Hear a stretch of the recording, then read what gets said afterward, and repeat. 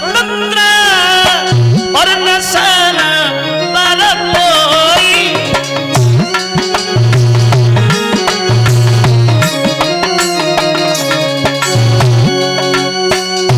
भाई मन नहीं करो तुम सोई।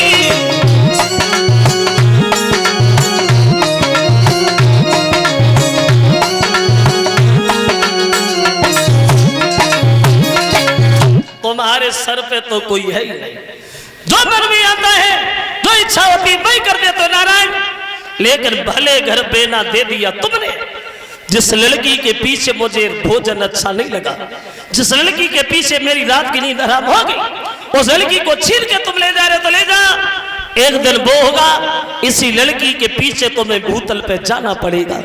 और जो बंदरों का चेहरा देखे तुमने हमारी हंसी की है, ये बंदर तुम्हारी सहायता करेंगे, ये हमारा श्राप। बाद में जब भगवान ने अपनी माया हटाई, वहां तो क्या देखा नारद जी ने, मां लक्ष्मी जी है ना विश्वमोहनी है, कोई नहीं है। तब नारद को ज्ञान हुआ, एकदम से पैरों पे गिर पड़ी, बोले प्रभु मेरा श्राप झूठ हो जाए, मेरा श्राप खंडित हो जाए, हम शादी नहीं नहीं नहीं, हम तो बाल ब्रह्मचारी है। भगवान बोले जो हो ना तब हो गया ब्रह्मचारी जी। अगर तुम्हें दुख है कष्ट है तो जपो जाए शंकर सतनामा, और हुई है हृदय तुरंत विश्रामा। अगर तुम्हारे दिल में दुख है तो तुम शंकर जी का भजन करो, क्योंकि शंकर जी के भक्त में बहुत प्यारे हैं।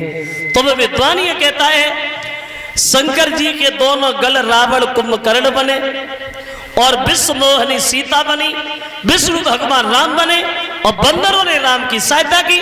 इसलिए भगवान श्री राम को भूतल पे आना पड़ा, इसलिए अवतार हुआ था प्रभु श्री राम का। अब क्या हुआ?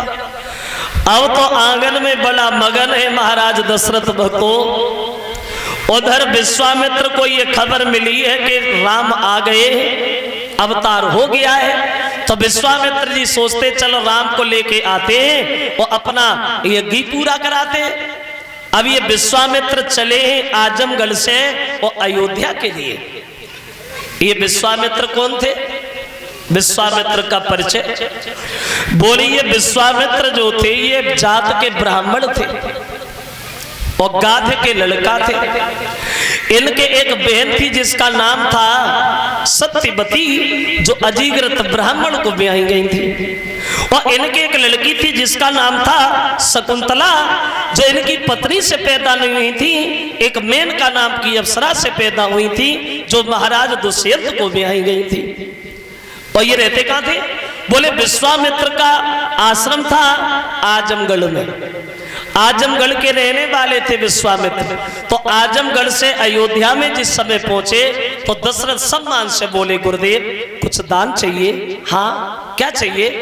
बोले धन नहीं, दौलत नहीं, मकान नहीं, दुकान नहीं, कुछ नहीं। फिर बोले धन दौलत की आवश्यकता नहीं है दशरथ जी, हमें दान के रूप में तुम्हारे 2 पुत्र चाहिए, राम और लक्ष्मण को तुम हमारे साथ भेज दो। तो दशरथ जी ने सुना तो दशरथ जी रोने लगे। माफ करना गुरुदेव, ये क्या कह रहे हैं आप? अगर आपकी इच्छा है तो पूरी अयोध्या का राज्य आप ले लो। अगर तुम चाहते हो जितनी दौलत मेरे घर में भरी है पूरी दौलत ले जाओ, लेकिन राम लक्ष्मण को ना मांगो महाराज। बुढ़ापे में हमने बच्चों की सूरत देखी है श्रीमन, इसलिए मेरी एक बात मानो। और बोले कि तेरे जीवन के बोले कि मेरे जीवन के और सहारे न मांगो।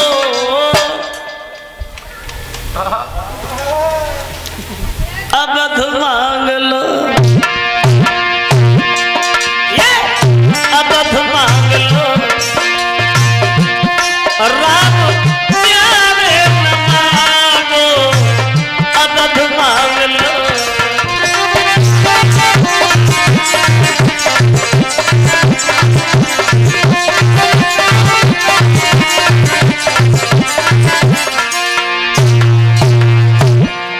महाराज, क्योंकि अरे छोटी छोटी पैया पैदल ना चल पाए।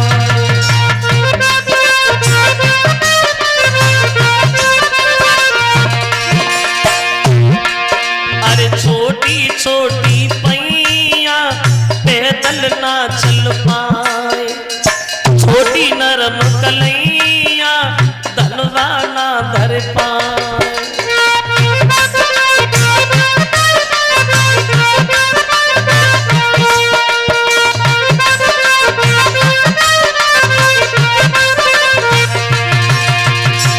इसलिए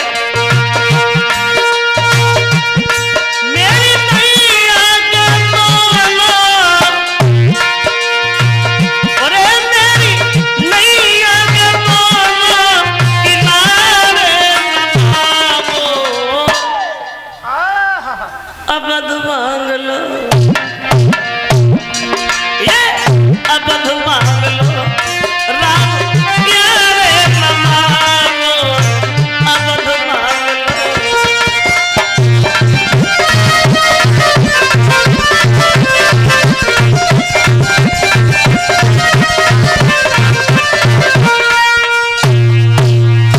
राम लक्ष्मण को ना मांगो, जो इच्छा हो वो मांग लो।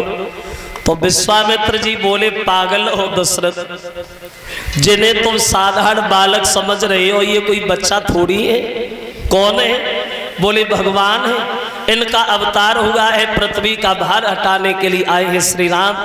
मेरा इतना कहना मानो, और श्री राम लखन को जाने दो, और नटवर को नाटक रचने दो, और भूतल का भार हटाने दो। मानो और इन्हें हमारे साथ भेजो। बोले प्रभु अगर नहीं मानते हो तो ले जाओ, लेकिन हमारे बच्चों का ध्यान जरूर रखते रहना। तो विश्वामित्र जी बोले, हम इनका क्या ध्यान रखेंगे दशरथ जी, ये तो दुनिया का ध्यान रखने वाले हैं। चले आजमगढ़ के लिए विश्वामित्र राम लक्ष्मण को लेके चले भक्तों। तो रास्ता में राम ने देखा एक विशाल रूप की पहाड़ जैसी स्त्री मिली एक बेहार जंगल में, और उस स्त्री को देख करके राम विश्वामित्र से सवाल करते, गुरुदेव ये औरत कौन है? बोले राम ये है जंभासुर की पत्नी तालिका, जो अगस्त महात्मा के श्राप से राक्षसी बनी है। राम बिना मतलब में महात्माओं को मार रही है, तुम इसका वध करो। तो राम ने जीवन में पहले बार से उस राक्षसी तालिका का वध किया। अब तालिका को मारने के बाद आजमगढ़ में पहुंच गए। अब विश्वामित्र महात्माओं को इकट्ठा करके यज्ञ कराना शुरू हो गए। राम लक्ष्मण धनुष बाण लेके खड़े यज्ञ की रक्षा करने को। स्वाहा स्वाहा की धुन जब राक्षसों के कानों में गूंजी, तो उस यज्ञ का विध्वंस करने के लिए राक्षस लोग भाग खड़े हुए आजमगढ़ के लिए। राम लक्ष्मण ने देखा, बड़े हम तुम्हारे इंतजार में तो खड़े हैं। अब हुआ ये कि स्वाहा स्वाहा की धुन सुन के और राक्षस सभी उमड़ आए।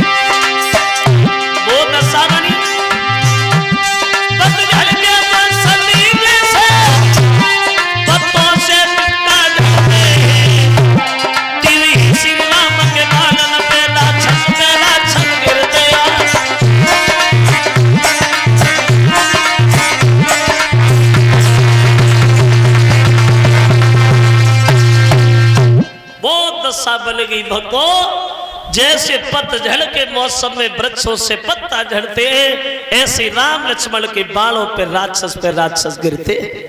ढेर लग गया आजमगढ़ में राक्षसों का। रावण का मामा मारीच भी आया वहां। देखा ये तो बड़े बलवान बहादुर